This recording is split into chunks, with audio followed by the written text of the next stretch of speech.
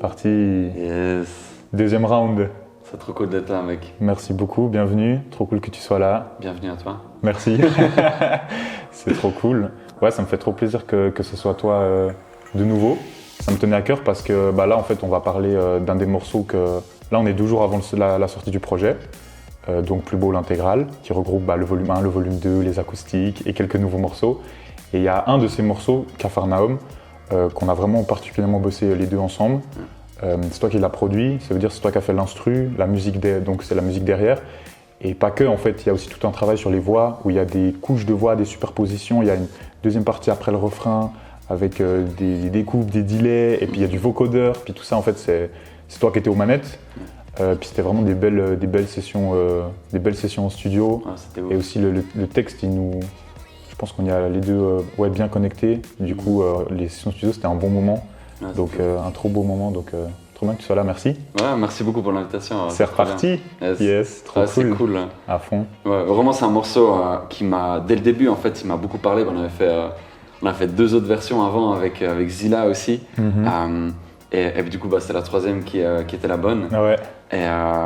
Et puis c'est vraiment, en fait, on a rebossé dessus parce qu'il y a quelque chose d'hyper profond, quelque chose de très fort en fait dans le texte. Et du coup, c'est vraiment cool de pouvoir prendre le temps de parler de celui-ci en particulier. Et c'est vrai que c'est marrant, c'est rare parce qu'il y a, par exemple, le texte date de 2020. Et en fait, il y a plein d'autres morceaux qu'on a fait à cette période-là, parce que c'était aussi la période où on cherchait beaucoup, il y avait le confinement, donc on a eu beaucoup de temps, et puis en fait, on a fait beaucoup de démos qu'on a jetées. Et il y a peu de textes sur lesquels on est autant revenu et auxquels on s'est autant accroché. Ouais. C'est que celui-là, vraiment, depuis 1 an et demi, 2 ans, on était là, il était toujours au coin de nos têtes, et on a beau avoir fait plein d'autres morceaux entre deux, on était là, en fait, celui-là, il faut qu'on arrive à en faire quelque chose. En tout cas, moi, c'était mon feeling. Ouais. À fond, moi j'étais trop déçu quand on a décidé de laisser tomber la première version. Ouais. Vraiment, au début, j'étais vraiment trop déçu. Après, la deuxième était bien aussi, puis la troisième était encore meilleure, du coup. Ouais. Mais ouais, au début, j'étais non, faut surtout pas qu'on le lâche. Du coup, c'est quoi toi qui t'a autant... pourquoi ce texte t'a autant... Je pense qu'il y a tu parles de la peur de se réjouir et de la peur de s'accrocher au bonheur. Et comme si en fait on s'attend toujours à ce que quelque chose de mal va arriver. Et puis dans ce que tu racontes, j'ai l'impression que c'est très lié à comment on se voit, la valeur qu'on s'attribue. Et du coup, si on s'attribue une valeur trop basse, on s'attend automatiquement que des mauvaises choses doivent nous arriver. Et puis je pense que c'est quelque chose avec quoi beaucoup d'entre nous en fait on est confrontés. Et puis des fois on se rend compte que on se permet pas de se réjouir, on pense qu'on mérite pas le bonheur, et parce qu'on voit pas la valeur qu'on a. Alors moi je suis convaincu qu'on a été créé par un créateur, et ça veut dire qu'on a été voulu. Puis on n'est pas juste là par hasard, on n'est pas juste là parce que ça s'est fait comme ça, mais il y a une raison qu'on est là, et puis du coup notre vie elle a une valeur, et même si on fait plein d'erreurs et puis on mérite pas.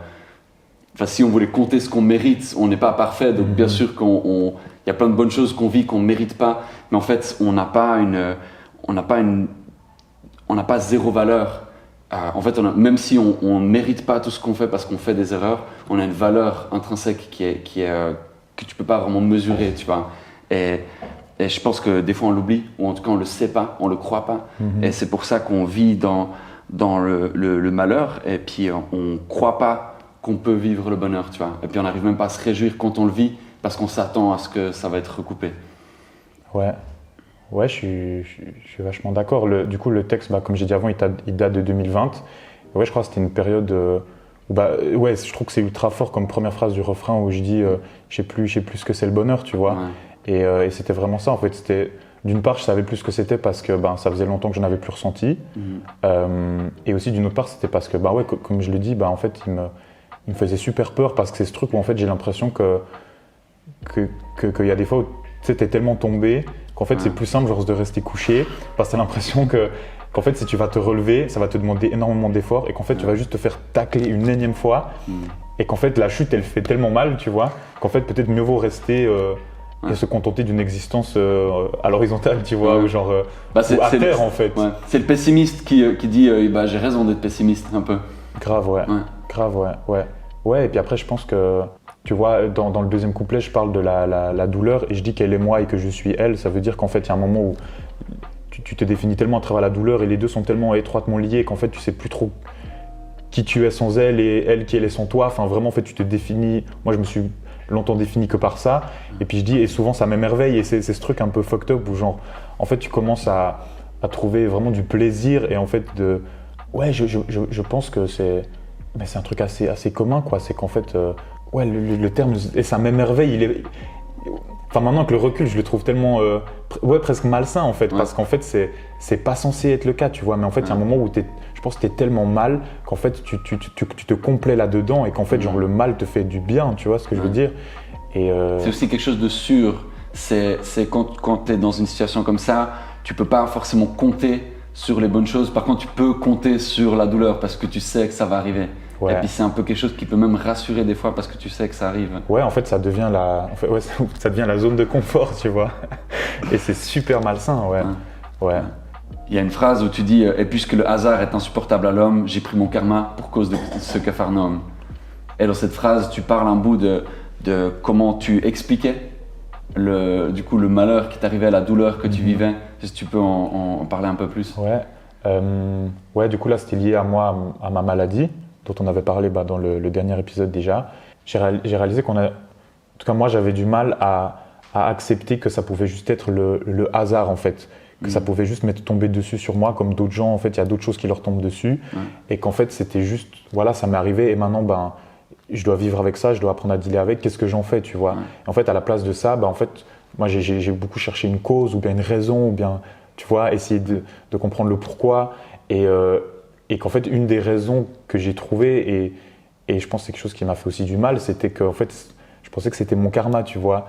Par exemple, au même moment où j'ai eu, il y a quelques années, un diagnostic un peu plus précis et tout, en fait, c'était aussi une période ultra riche où en fait, je vivais plein de belles choses. Par exemple, c'était à l'époque avec le flux, on avait beaucoup de concerts, on avait vécu un magnifique été avec vraiment... Ouais, il y a plein des plus beaux moments de ma vie qui se sont joués ces mois-là. Et du coup, j'avais l'impression que c'est comme si... en fait, j'étais allé dîner chez mes parents et c'est ouf parce que on parlait de tout ça et tout et ils me demandaient quel était mon rapport à la maladie et tout et du coup aux douleurs avec lesquelles j'avance tous les jours au quotidien, tu vois, et je leur dis ouais mais en fait ça va, j'ai l'impression que c'est le prix à payer pour toutes les bénédictions que j'ai eues ces derniers temps, pour tous les moments de grâce incroyables et ouais, on avait une belle conversation où en fait il m'avait fait voir que non en fait, et qu'en fait tu peux aussi avoir juste des moments de légèreté ou des moments de grâce ou bien des grands moments de vie, de joie, sans devoir forcément les payer par après. Et maintenant, c'est quelque chose que j'arrive mieux à... Peut-être que je pense que j'ai encore du chemin à faire, mais que j'arrive déjà un peu mieux à concevoir. Mais qu'en tout cas, au moment de l'écriture du morceau, non.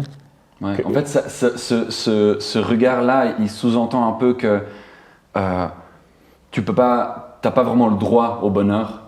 Si tu as du bonheur, c'est que tu as dû payer pour. Mais tu n'as pas le droit d'en vivre juste comme ça, en fait. Ouais, je crois. Ouais, c'est comme si le bonheur avait un prix. C'est marrant, c'est comme... j'arrivais pas à profiter pleinement, par exemple, d'un jour de soleil, tu vois. Parce qu'en fait, je sais qu'on doit le payer par un jour de pluie. Tu vois, qu'en fait, chaque jour d'été... on doit le payer par un jour d'hiver, tu vois. Et en fait, je pense que le trick, c'est d'essayer de trouver du coup du sens de donner du sens aux jours d'hiver. En fait, d'apprécier les jours d'hiver pour qu'en fait, on ne doive pas payer les jours d'été avec des jours d'hiver. Tu vois ce que je veux dire? Et en fait, si ça marche avec la météo et les saisons, en fait, je pense que ça peut aussi marcher avec les hauts et les bas dans la vie de manière générale, quoi. Ouais. Il y a tout un processus que toi, tu as fait aussi d'accepter, en fait, ta maladie, d'accepter les choses difficiles que tu vis. Puis je pense que c'est hyper sain. Mais j'ai l'impression que tu as aussi appris à accepter les bonnes choses parce que tu sais qu'elles font partie de ta vie et que elles sont pas, t'es pas obligé de payer pour. C'est pas quelque chose que tu n'as pas mérité, que tu as payé, mais c'est quelque chose que en fait, tu reçois comme cadeau. Comme la vie, tu l'as reçu comme cadeau, les bonnes choses, tu les reçois comme cadeau. Puis les mauvaises choses, tu les as reçues aussi. Tu dois apprendre à dealer avec.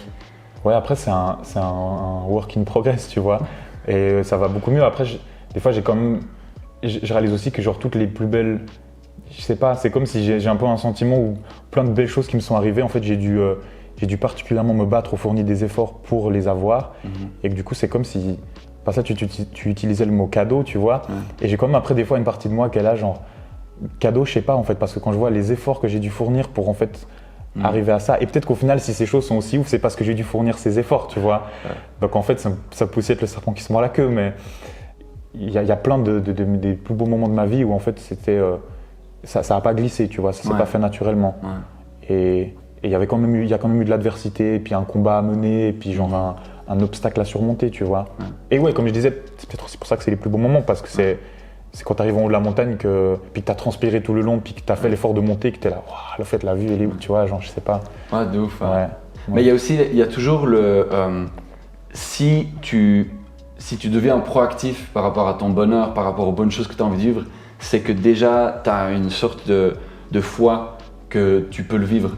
Tu es légitime, tu as droit. Tu as le droit d'arriver, en fait, tu as le droit d'aller en haut de la montagne et du coup, tu vas devoir monter, mais tu vas pouvoir aller en haut. Et puis en fait, des fois, on se laisse retenir parce qu'on croit qu'on n'a même pas le droit à ça.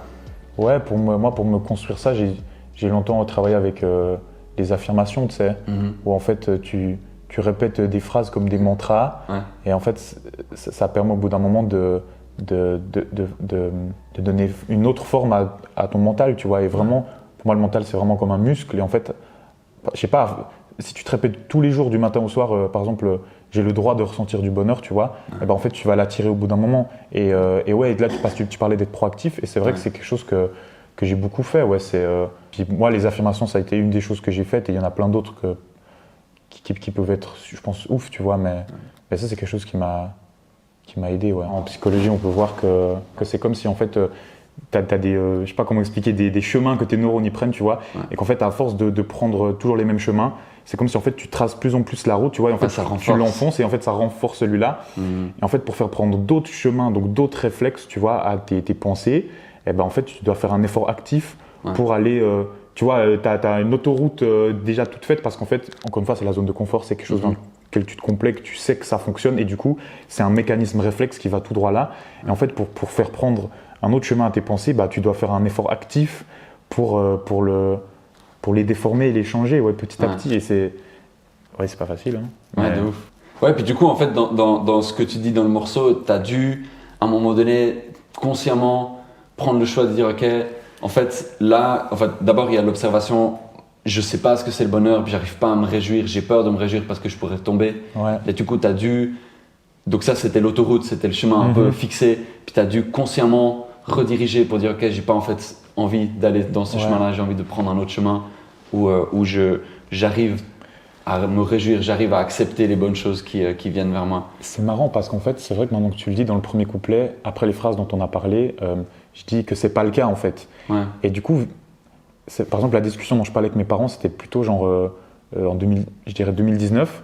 Et le morceau, je l'ai écrit fin 2020. Et en fait, je pense que j'étais dans une période un peu déjà de transition. Je commençais en fait à vouloir changer, à vouloir mettre des choses en place. Mais au moins, j'avais reconnu le fait que j'en avais peur. Ouais. Et du coup, ça, c'est déjà tu vois, c'est déjà la première étape en fait. De ouf. Quand tu arrives à voir et accepter. Après, tu peux, ok, maintenant je ressens ça, ou j'ai peur de ça, ou maintenant qu'est-ce que j'en fais, comment est-ce que je deal avec ça et on avance, tu vois.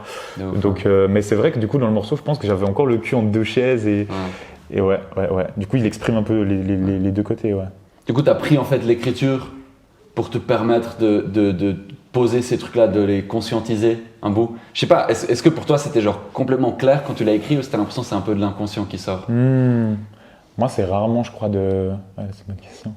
Je crois que c'est rarement de l'inconscient. Ouais. C'est rarement en écrivant, je découvre un truc sur moi et tout. Ouais. C'est plutôt, d'abord, je fais mon analyse de moi ou bien, je sais pas, je réalise des choses ou bien je vais à l'écoute de mes émotions ou autre. Ou bien ça peut être aussi une discussion avec un proche qui va me faire découvrir des trucs. Et après, je le cogite. Et après, en fait, il se retrouve dans une phrase ou dans un morceau ou dans un couplet, je crois, ouais. Je crois que c'est plutôt dans ce sens-là. Ouais, j'ai jamais eu trop l'écriture en mode l'écriture automatique. Après, t'es là, mais en fait, je ressens ça, mon Dieu. Ouais. Je comprends. Je crois pas, ouais. Mais peut-être un jour. Hein. Et c'est que du coup, avant ça, t'as des moments où tu laisses un peu ressortir tes émotions, tu laisses un petit peu petit à petit formuler, donc tu partages ça avec des gens et tout. Donc, t'as quand même un petit peu ce processus. C'est juste que l'écriture, en fait, c'est une étape presque finale. Un peu, ouais.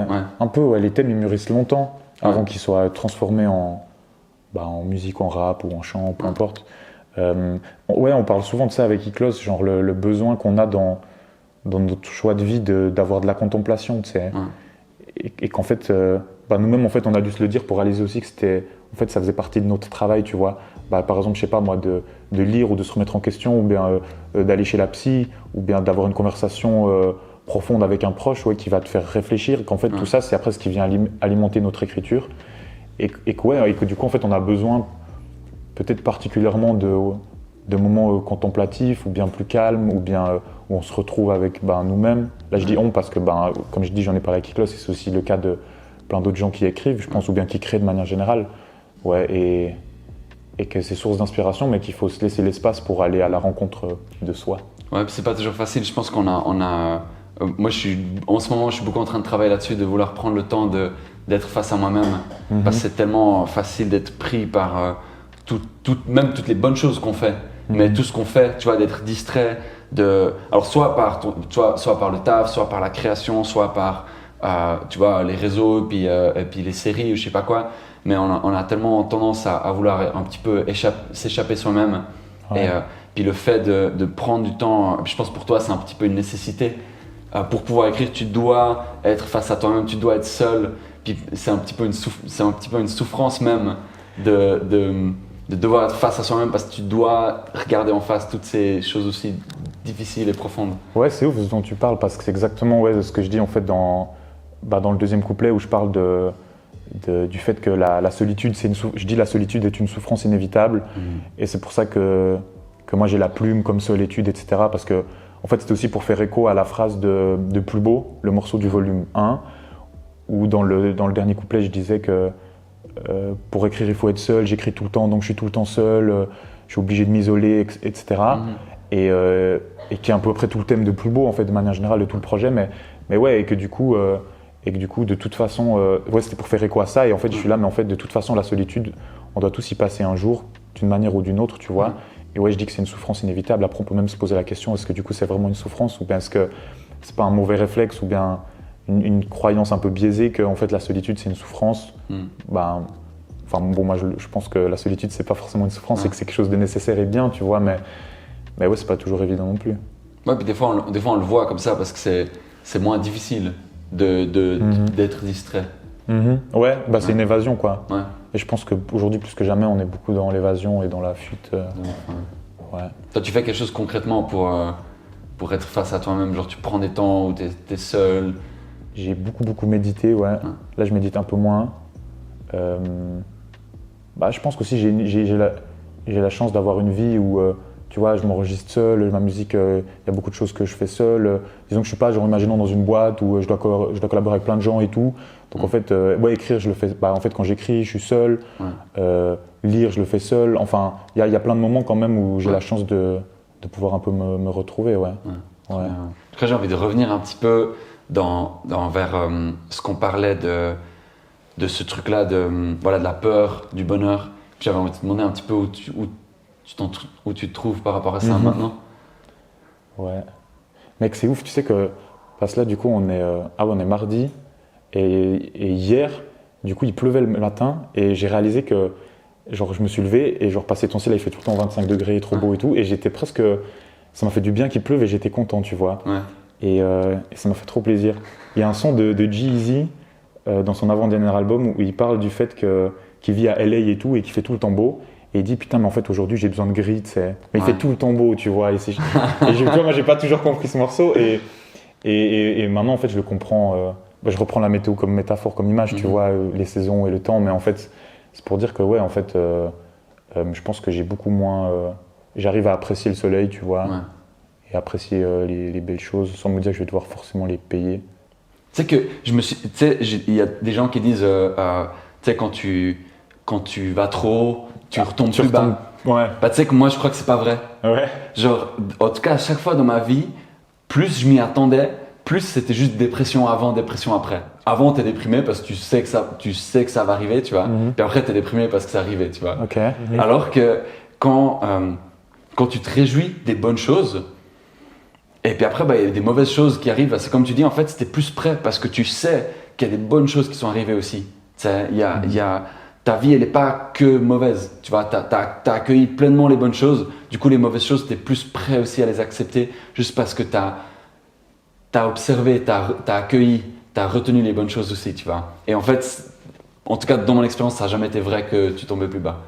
Est-ce que plus tu montes haut, plus tu descends bas, et puis il y a un côté un peu déprimant là-dedans, enfin dur. Moi, je pense quand même qu'au fur et à mesure que tu avances dans la vie, tu as des fondations de plus en plus solides et tu construis des bases qui te permettent après de pouvoir mieux gérer aussi autant les highs que les lows. Et puis du coup, en fait, tu vas, que tu peux au final aussi juste, tu vois, monter et pas en final toujours être dans des grands vides, je sais pas. En tout cas, je pense qu'il faut se le dire, sinon c'est un peu déprimant, quoi.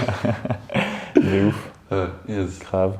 C'est incroyable comment tu as exploré ce thème-là dans le morceau, à quel point... alors là, je pense qu'on a décortiqué, je pense qu'on pourrait encore prendre un autre moment et puis aller encore décortiquer plein d'autres choses. On s'est appelé aussi ce matin et puis il y a plein de choses dont on n'a pas pu parler ici, mais qu'on a retiré dans ces mots, à quel point il y a tellement de sens. Et puis ouais, j'avais juste envie de te féliciter. C'est ouf à quel point tu arrives encore une fois, à prendre ce que tu vis et à le transformer en quelque chose qui est tellement riche et qui peut tellement résonner à l'intérieur des gens. En tout cas, en moi, ça a résonné. Et puis, je suis sûr, dans les gens qui vont écouter, ça va être la même chose. Merci beaucoup, c'est ouf. Et puis, merci à toi parce que je pense que tu as aussi une empathie puis une sensibilité qui te permet de toujours connecter à mes textes et après, en fait, de pouvoir capter l'émotion et puis, en fait, de la retranscrire en musique. Et je pense que là, la prod... Elle est trop lourde. Elle est trop lourde, tu vois. La prod, elle est incroyable et c'est toi qui étais aux manettes, donc bravo et merci, quoi. Yes. Trop. Merci beaucoup. Salut. Est-ce qu'on a pu parler de tout ce que tu voulais qu'on parle? Ouais, à fond. Moi, je crois que oui. Du coup, il y avait juste encore... on avait envie de parler un petit peu de la suite. Ouais. Parce que du coup, ton projet est sorti. Enfin, pas encore maintenant, mais le moment où la vidéo sort, grave. Le projet est sorti. Puis tu as plein de projets pour cet été. Est-ce que tu peux en parler un petit peu comme ça, les gens ils peuvent te suivre aussi, surtout les gens qui sont dans la région. C'est cool, là, du coup, la vidéo sera déjà sortie, mais là, il y a le vernissage au Nouveau Monde qui arrive. Et après, cet été, il y aura plein de concerts en festival, un peu à gauche, à droite. Et tu peux en dire quelques-uns? Les Georges, l'Estival, Francomania, Artichoc, plein de belles choses, quoi. Tu mettras dans la description? Je mettrai dans la description, et puis de toute façon, sur les réseaux, il y a tout. Et ça sera l'occasion, enfin, après les 2 ans de Covid, là, de vivre la musique et d'échanger. Yes. Je me réjouis beaucoup. Ça tue. Merci beaucoup d'avoir été là une deuxième fois. Avec plaisir. Merci à toi aussi pour cette discussion. Merci beaucoup. Et merci beaucoup à Cyril derrière les caméras qui nous a magnifiquement bien filmé aujourd'hui. Ça tue et restez connectés. Ici.